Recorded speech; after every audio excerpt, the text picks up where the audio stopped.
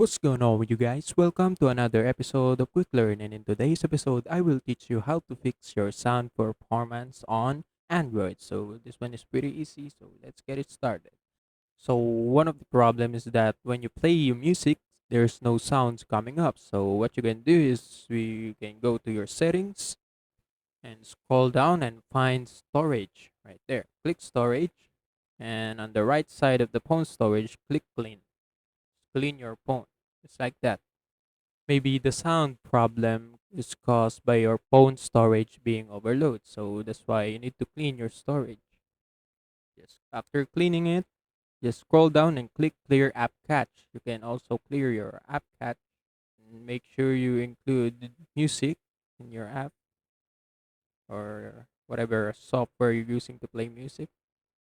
And that's all of it. And after that, just restart your phone and you're ready to go. That's how you fix your sound performance. And also, that's it for today's episode. If you want more to this channel, please like this video, click the notification bell, and don't forget to subscribe. See you in the next one.